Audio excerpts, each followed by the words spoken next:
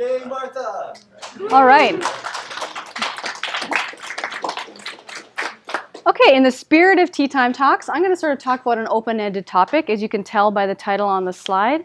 I want this to be sort of useful for everyone in this room, so I'm going to start, if anything, it's going to be a discussion on essentially learning neural networks for online updating. But in order to stimulate the discussion, I'm going to say some things that I have learned over the last few years and also particularly comment on misconceptions that I see arise somewhat frequently. So I'm going to guess much of this talk for many of you will be sort of obvious, like, oh, I don't have that misconception, but I think some of them will be pertinent to you. So I hope at least one of the 7 things I will say will be novel to you, and definitely some of them will not. Okay, so what's the setting I want to talk about? I just want to talk about the simple online prediction learning setting, not about control. We're just going to have this stream of data. You see X, maybe there's something you want to predict Y, and this X1, X2, X3, and so on is going to be correlated in some way. So either you have time series data or you're in the reinforcement learning setting where you're making predictions, and clearly your states are correlated over time. Okay, so this is a standard prediction problem, but the input sequence is correlated. We might be predicting many things. So here I'm not imagining Y is just a scalar variable. I'm imagining it's going to be a vector variable.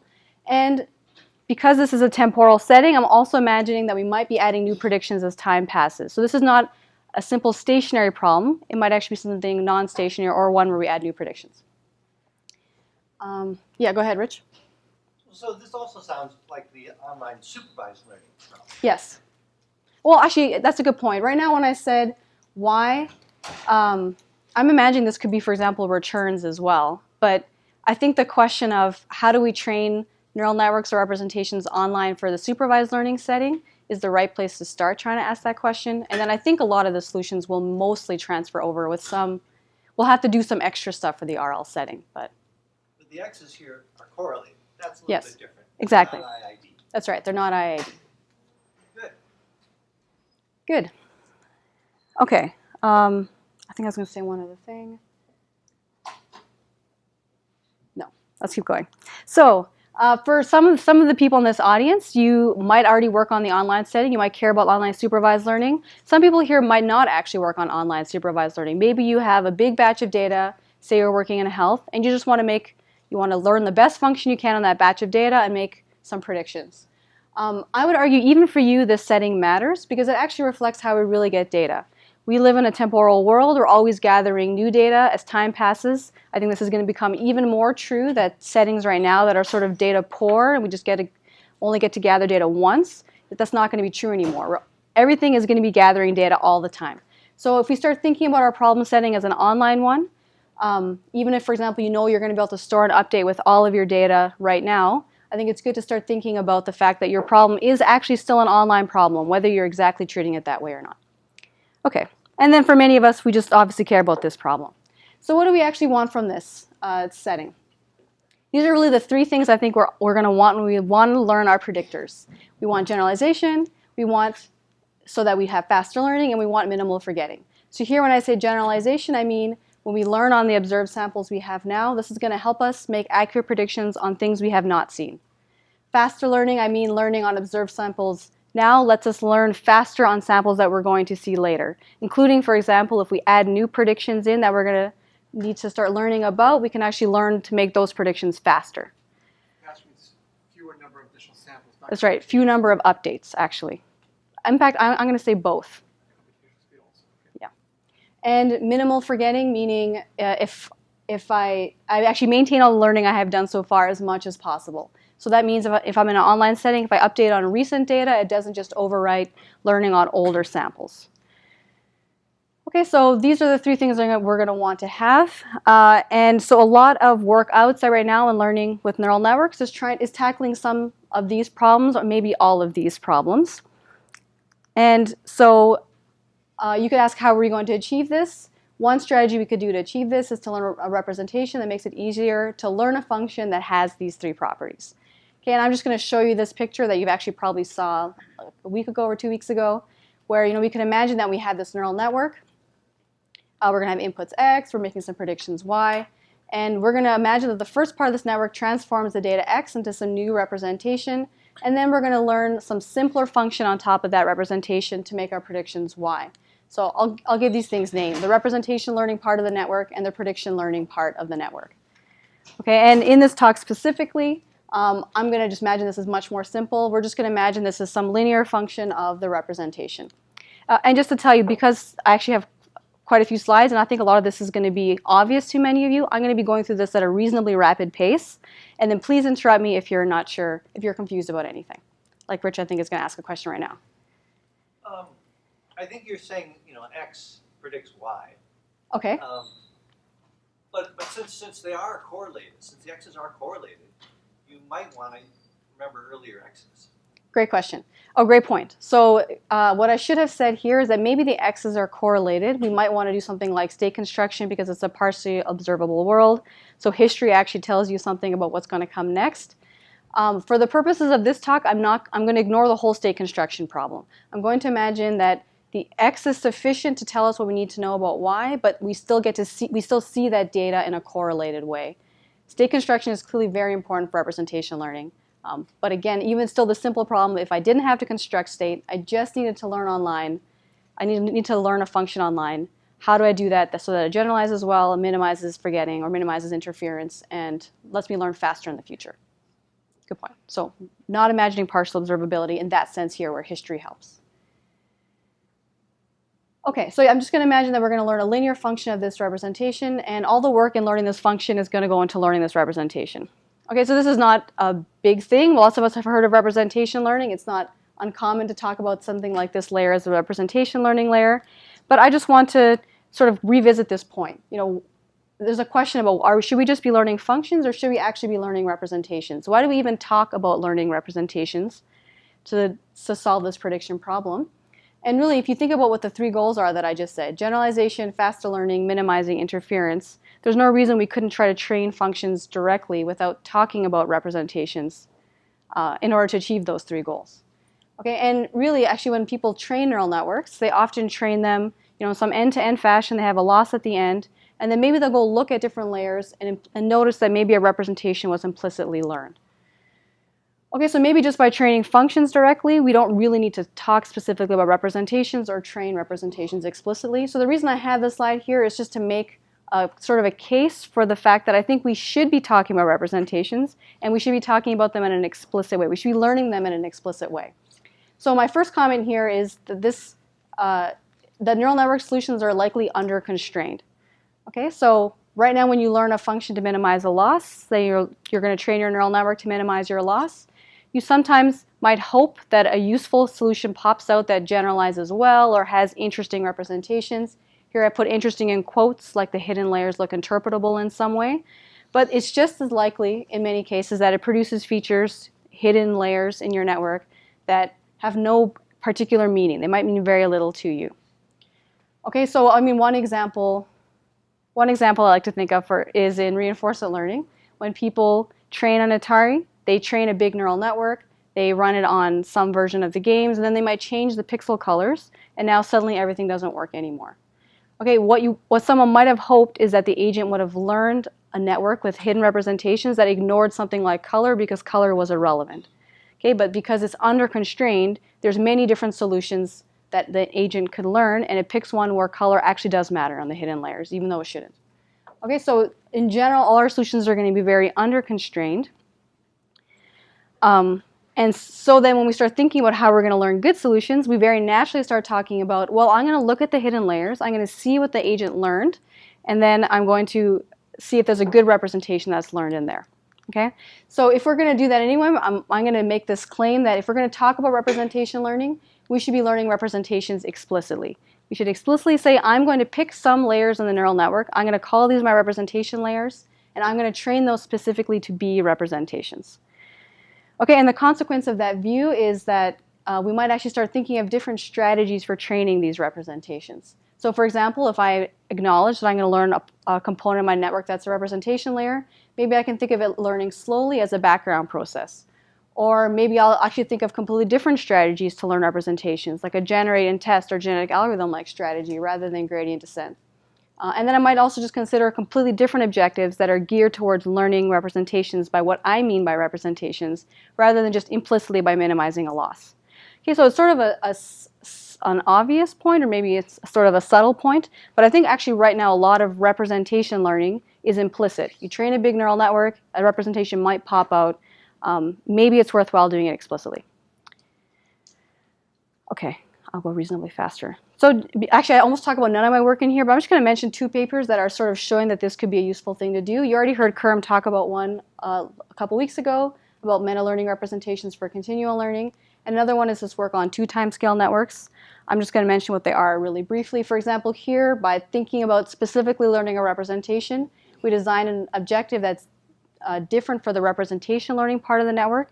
And that objective, the different objective says, try to learn a representation that works well under online updating.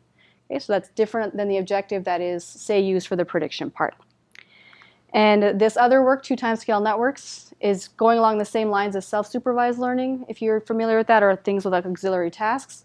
But here we actually want to answer the question, could we learn this part of the network according to some auxiliary predictions we care about, and have this representation change slowly enough in the background so that we could hang off any other predictions we want here and have these change fast with having no back propagation through here.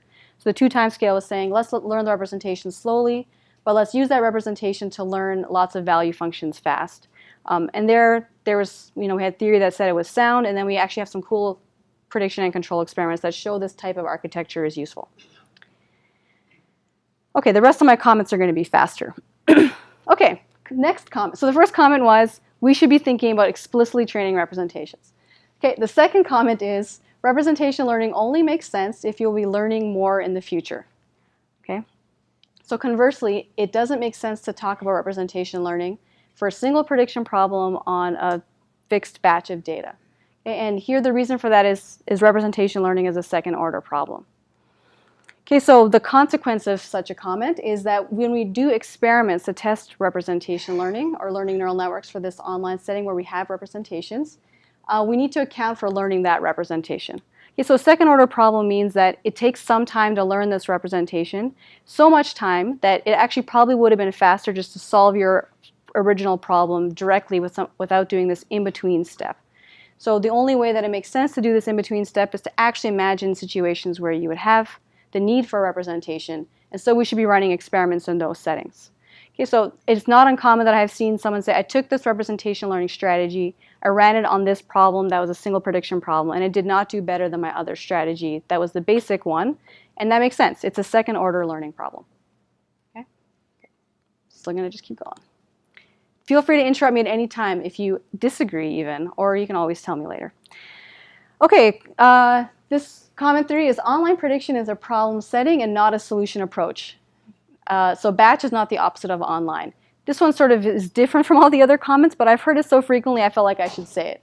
So what the consequence of that is that we should be open to appropriate batch approaches to the online prediction problem. So for example, maybe you store some data or you do something like experience replay and you do batch updating in the background. That doesn't mean that you don't have an online prediction problem solution approach. Your problem is your problem. The data is coming in an online way. And depending on what is your computational restrictions, you have lots of different solution strategies you could use.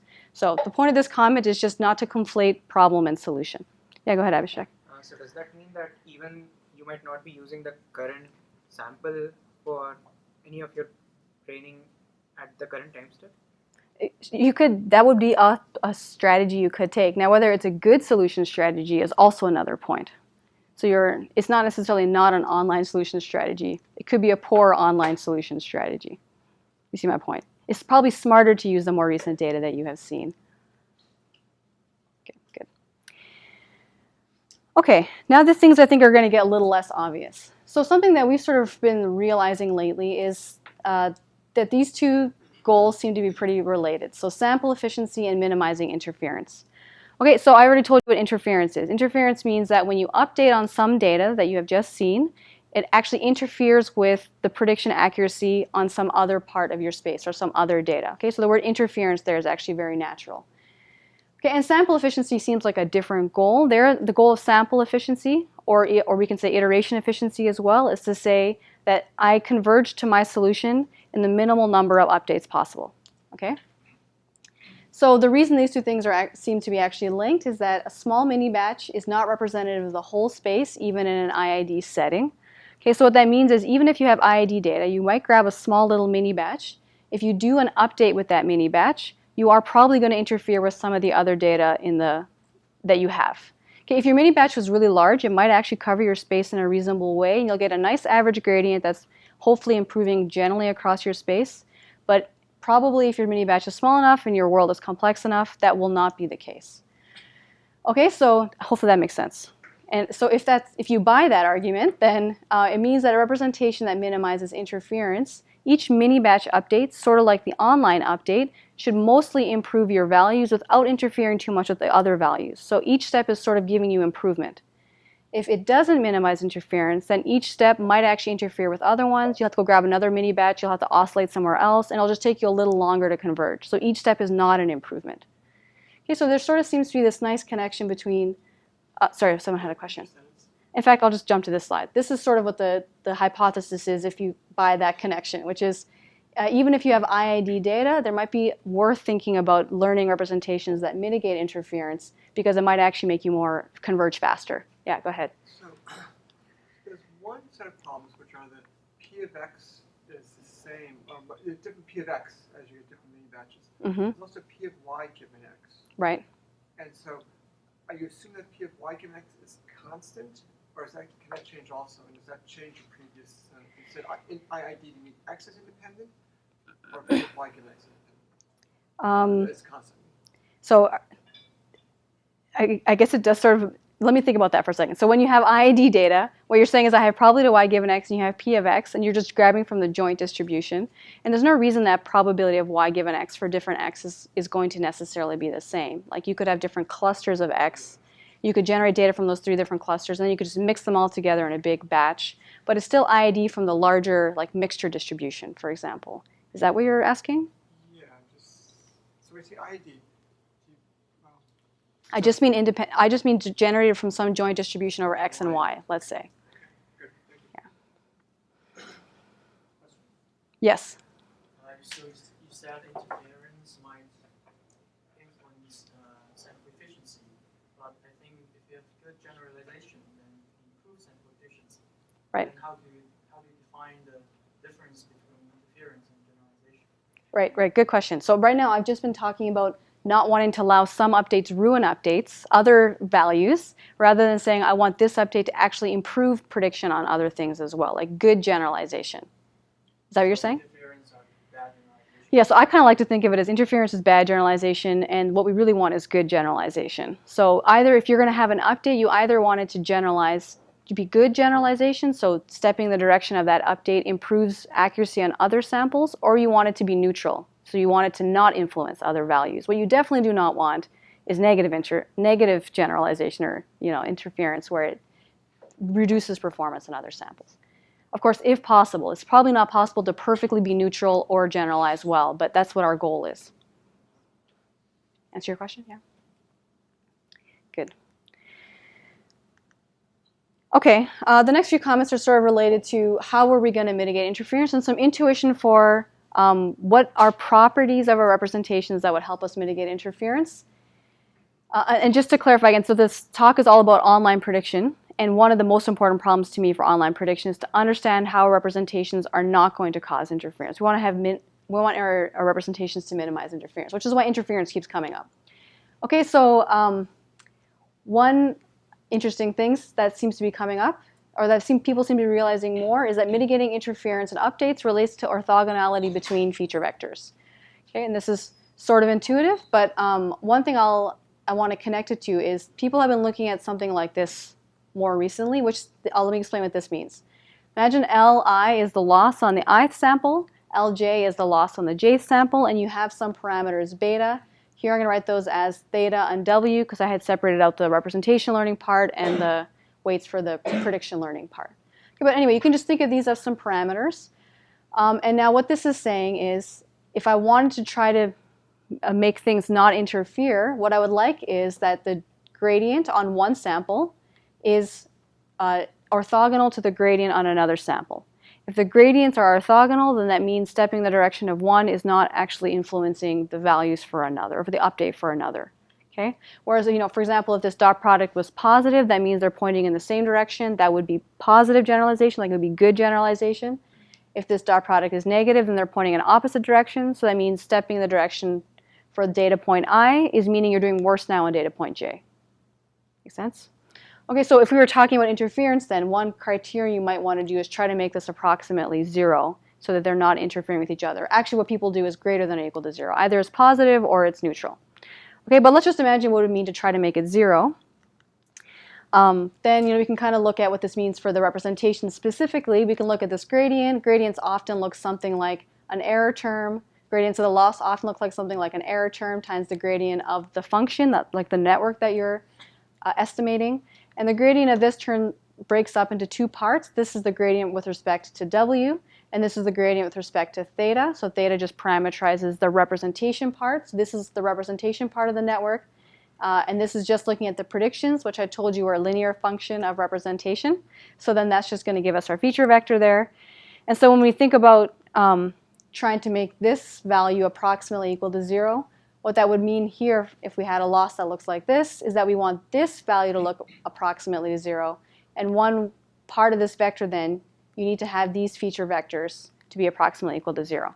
Okay, so hopefully you're stepping through what I'm trying to say here. So this criterion that people have been talking about, let's try to make sure our update directions are non-interfering, is related to saying let's make sure the representation layer of our network is also non-interfering, as in I want to have orthogonal feature vectors. Does that mean you want tabular representation? Okay, so then definitely when I talk about interference, if you wanted to mitigate interference, tabular representation would be great at mitigating interference. But so our criteria is going to be also generalization, so we're going to have to balance between these.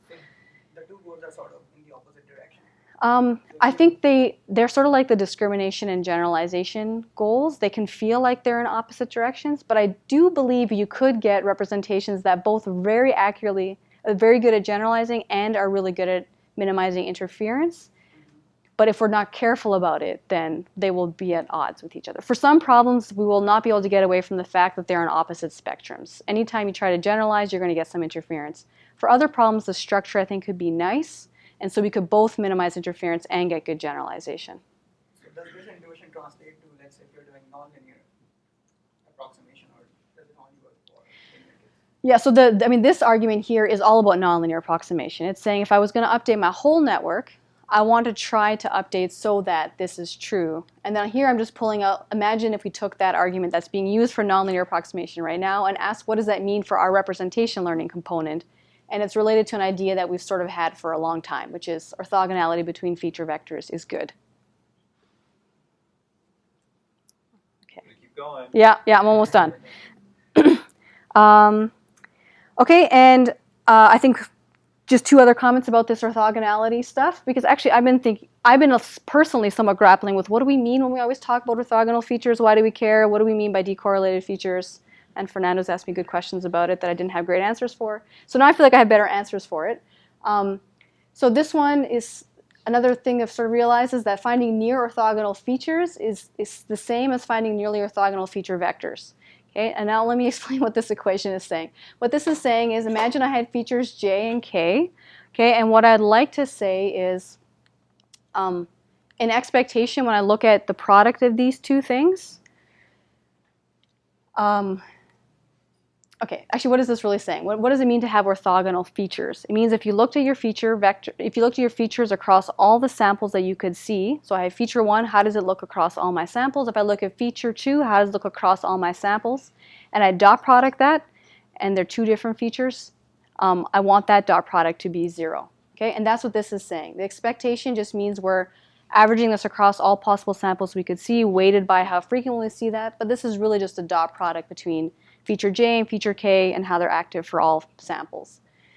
Okay, so we want it to be 1 if it's the same feature, because of course that's just saying that we want it to be the unit norm if we're talking about orthonormal features, and then otherwise we want it to be 0. And we're not going to be able to do that perfectly, so we're going to try to find theta that minimizes this squared error.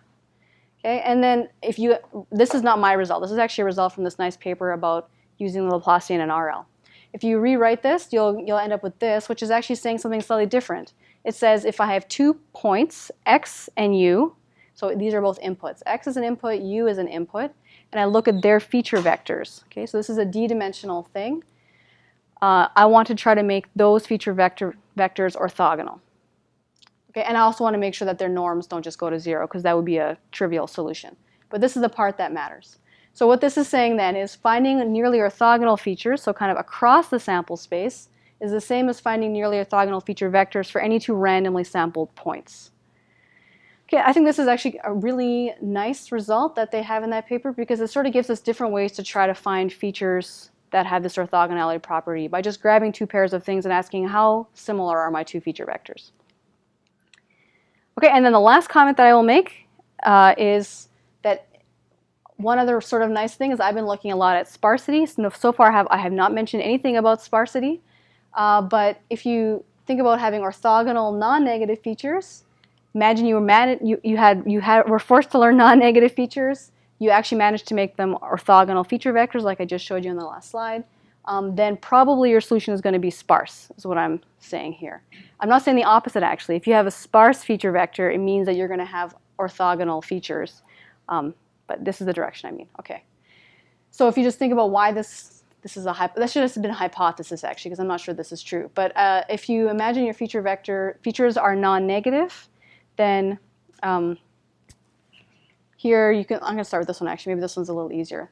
So if you take any 2 points, x and u, x input is u as an input as well, and you look at their dot product between their vectors, this value is only going to be small. So you're going to have orthogonal feature vectors if there's little overlap and activation between these vectors, because only way you can get that number to be small, if you had negative features, things could cancel and you could get this number to be small even if the whole feature vector was active. Okay, but if these have to be positive, then they have to be 0 in order to have that dot product. Either have to be 0 or very small for this dot product to be small. Okay, so then that would tell you that these feature vectors probably have very little overlap and activation. Okay, and then if you want that to be near 0, we also said we'd like to have this being near 0 for any j and k that are not equal to each other. And again, this is going to imply that a small number of features are active. So we have this thing called instant sparsity. Okay, so sort of a thing I think is interesting from this is the thing we really want is orthogonal features, especially if we have non-negative features. And if you get that, you probably end up getting both instant sparsity and lifetime sparsity. And if you've read anything about sparsity, people often try to do things to make it so that their representations are both instant sparse and lifetime sparse. And it seems like maybe it's the case that just looking for orthogonal feature vectors might give you both at the same time, possibly. Okay, I'll leave it with a question that I didn't talk at all about generalization, but I thought it would be a question that would be fun just to leave if we had time, which is, how do we get good generalization? And these are 2 ways I think people often think about this: building in constraints, like restricting your space of solutions, or trying to give your network lots and lots of data and different types of things to predict, hoping that then you're going to constrain it that way. Okay, thanks.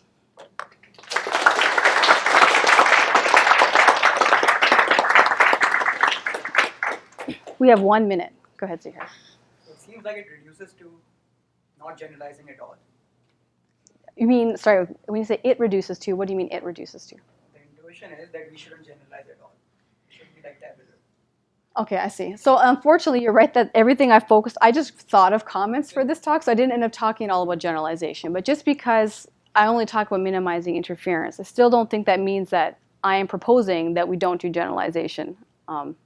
We have to do generalization, no doubt about it. It's a hard problem. And then while we're doing it, let's also think about how to minimize interference. But the way you set it up, that the 2 gradients should interfere, right?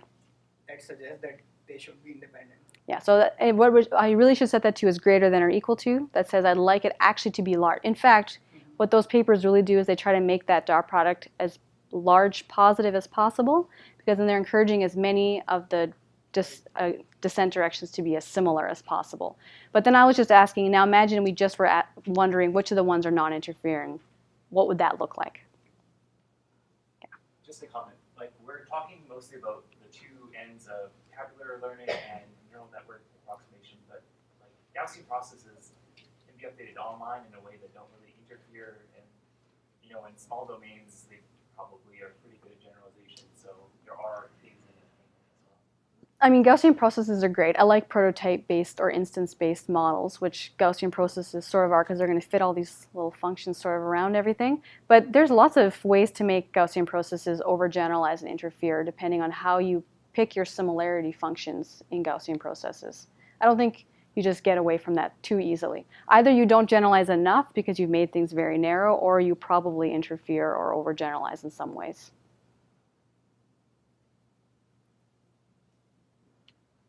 After learning the representation, by forcing the feature vectors to be a linear combination, aren't we compromising on the expressivity of the network? I mean, do these results still hold if we have a multi-layer perceptron after learning a representation? Do these results still hold? That's a good point. I guess here I was just talking about linear functions of this. I haven't thought enough about it. Let me think about it. I'm going to say no, because even if you have a nonlinear network, the last layer can be linear. If you could just have a nonlinear network and call the last layer linear. I think what Rich is saying is that I should never even have drawn this picture, because really it should just be this picture. Oh wait, sorry, this even further back. Yeah, I should never have drawn this one. No, this one. I should never have drawn this picture. We should always just be talking about this picture.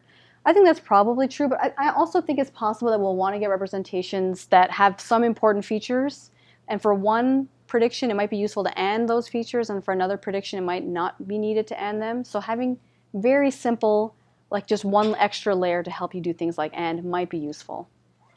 I'm not yet sure. But is this a good idea? Because let's say, so you are saying that you'd be using a representation for lots of predictions. So this puts lots of constraint on your representation that all your targets are linear in your representation. Right. Fair point. So that's what I'm saying is that this one might allow you a little bit more flexibility, because sometimes your predictions might need a little bit more complexity. So you still want this to be a simple function like this to do some of the heavy lifting.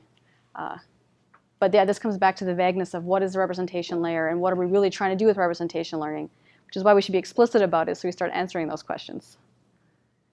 And the nice thing about the linear thing is it gives some substance to saying Yeah. representation, gives some thing you can reason about. Yeah. If it has to be linear, at least it's a commitment. Yeah. Otherwise it can be quite unclear. I kind of agree with Rich too that, or I'll say additionally, that right now we don't know if this isn't enough. So maybe we should start here and then make it more complicated when we need it. I think we probably have to end. But anyone else who wants to come chat, come up after.